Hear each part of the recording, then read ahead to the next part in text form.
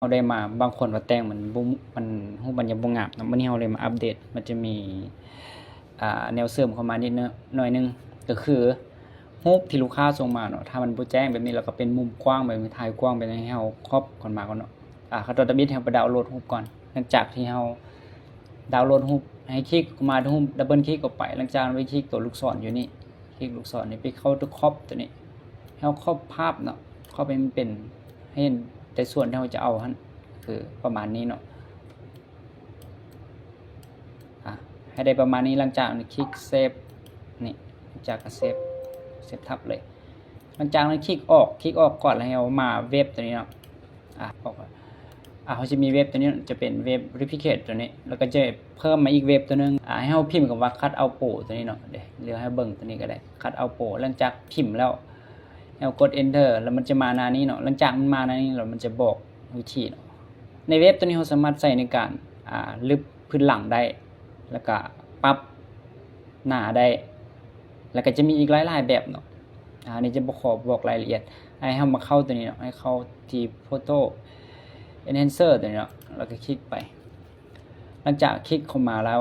ให้เราเข้ามาล็อกอินอยู่บนนี้เนาะให้เราเข้ามาล็อกอินในนี้คลิกเข้าไปมันจะล็อกอินเลยดอกให้เราล็อกอินป้อนเมลเข้าไปแล้วมันก็จะใส่ได้หลังจากนั้นเรามาคลิกอัปโหลดอิมเมจเนี่ยตัวนี้จะช่วยปรับรูปให้แจ้งขึ้นมาหน่อยนึงเราจะใส่2เว็บในการตัดเนาะหลังจากนั้นมาคลิกใส่ตัวนี้คลิกใส่รูปที่เรานั่นหลังจากให้เราถ่ายเบิดนึงหลังจากนั้นเว็บตัวนี้มันจะปรับรูปให้เราแจ้งขึ้นมาอีกหน่อยนึงเห็นบ่มันจะแจ้งขึ้นมาหน่อยนึงจากนั้นคลิกดาวน์โหลดหลังจากคลิกดาวน์โหลดแล้วเราไปที่เว็บตัวที่เราใส่ประจำก็คือเว็บของreplicate ตัวนี้เนาะตัวนี้คือกันให้ไปล็อกอินก่อนหลังจากนั้นไปคลิกตัวนี้เฮ็ดคือเก่าเนาะหลังจากนั้นไปเลือกไฟล์ที่เราได้ดาวน์โหลดจากเว็บตัวนั้นมามันจะปรับให้เราดูนึงอันนี้ทางรูปบ่แจ้งให้กำหนดให้ขึ้นหลายฮอด11 12ก็คือยาเนาะสำหรับรูปใดที่บ่แจ้งอันนี้มันจะบ่ค่อยแจ้งปานใดค่อยก็เลยปรับใส่11จากนั้นกด submit ถ้าเอาปรับใส่หลายมันก็จะช้าเนาะถ้าเอาปรับใส่น้อยมันก็จะไวสังเกตเห็นมันก็จะแจ้งเนาะสำหรับตัวนี้น่าจะได้แล้วเนาะอันนี้จะวิธีปรับให้แจ้งขึ้นแล้วบัดนี้จะมีน้องผู้นึงเนาะถามมาว่าวิธีตั้งค่ารูปไวนิลเวลาเราจะสร้างพิมพ์เนาะเดี๋ยวเราไปสู่ Photoshop ก่อนเข้ามาใน Photoshop สำหรับวิธีการตั้งค่าจะพิมพ์เนาะให้เข้าไปที่ไฟล์ตัวนี้เนาะไฟล์แล้วก็คลิกนิ้วแล้วให้เรามาเปลี่ยนบนนี้เนาะเปลี่ยนบนนี้ให้เป็นเซนติเมตรเนาะเซนติเมตรนี้เพื่อเราจะกำหนดขนาดของรูปไวนิลที่เราจะสั่งพิมพ์จากอาหารเซนติเมตรเนาะหลังจากนั้นก็ป้อนขนาดที่เราอยากได้ตัวอย่างเราอยากได้50บ่50คูณ70เราก็พิมพ์50อันนี้เราก็ใส่70แล้ววันค่า resolution นี่เราแนะนำให้กำหนดเป็น300รูปจะได้แจ้งจากนั้น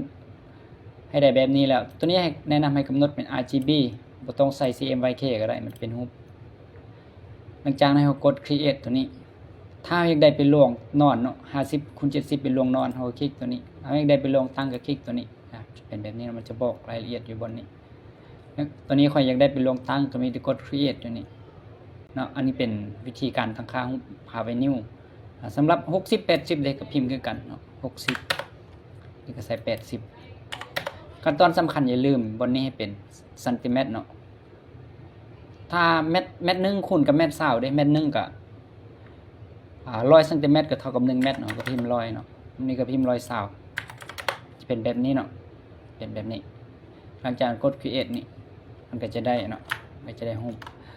หลังจากนั้นวิธีดึงรูปเข้ามาเด้บ่ยากเนาะให้เข้าไปเปิดไฟล์ตัวนั้นก่อนไฟล์จะมีรูปเดียวรูปคู่แล้วรูปครัวเนาะตัวนี้จะเป็นรูปเดียวรูปคู่แล้วรูปครัวจากนั้นไปคลิกขวาเปิดก็ได้สังเกตมาเราก็จะได้แล้วเนาะอันนี้จะเป็นไฟล์รูปเดียวรูปครัวแล้วเราก็ดึงมีแต่ดึงตัวนี้เข้ามาคลิกแล้วก็ดึงเข้ามาที่ไฟล์ที่เราสร้างหลังจากก็ดึงใหม่แบบนี้แล้วก็จังวางเนาะวางแบบนี้หลังจากดึงมาแล้วก็มีได้ให้ไปปลดล็อกตัวนี้ไว้เนาะปลดล็อกตัวนี้หลังจากก็ดึงปรับขนาดตามนี้ได้ก็จะเป็นประมาณนี้จากนี้พื้นหลังตัวนี้ก็ล็อกไว้เนาะ ในนี้เฮาอยากได้ตัวใดก็มีแต่ดึงเข้ามาเนาะดึงเข้ามาใส่เนาะอันนี้ก็ไปเปิดแล้วก็ดึงเข้ามาอันใดที่เฮาอยากได้เนาะก็มีแต่ดึงเข้ามาจะเป็นประมาณนี้อันนี้คืออันนี้จะบอกวิธีสำเร็จเนาะวิธีสำหรับการตั้งค่าไวนิวแล้วบัดนี้จะมีอีกจะมี2-3คนถามมาอีกวิธีใส่ตัวใดกี่เดี๋ยวเข้าไปเบิ่งก่อนวิธีใส่สีตัวนี้เนาะวิธีใส่พื้นหลังตัวสีบัวนี่แหละเดี๋ยวมาเบิ่งวิธีเฮ็ดเลยเนาะ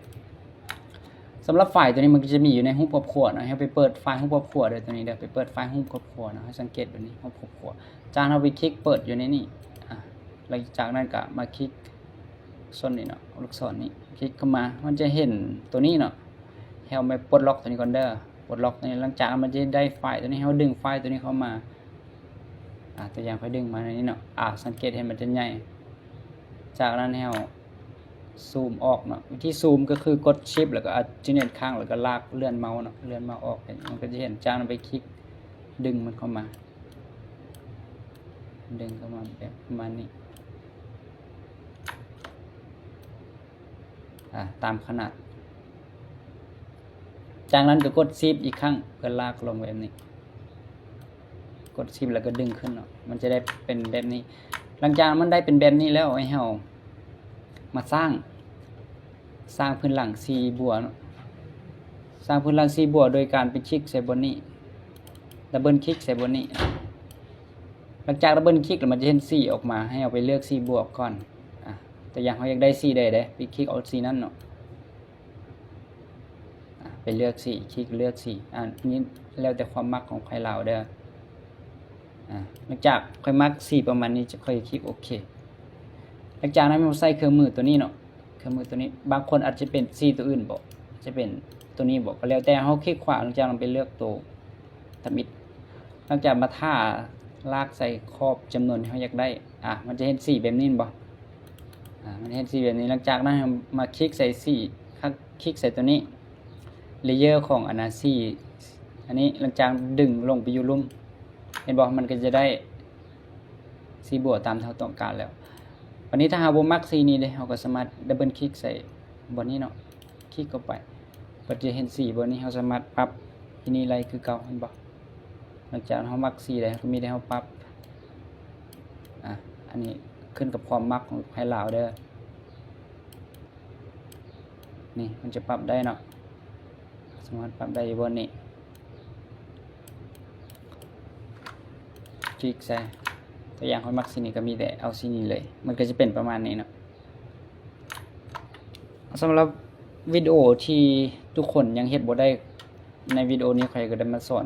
ครบแล้วเนาะมีแต่บ่เข้าใจตัวใดก็มีแต่เซตถามมาทางแอปแล้วก็จะเฮ็ดวิดีโอลงกลุ่มนี้คือเก่าให้ทุกคนได้เรียนรู้นำกันสำหรับวิดีโอนี้ก็ขอจบเพียงเท่านี้เนาะขอบใจ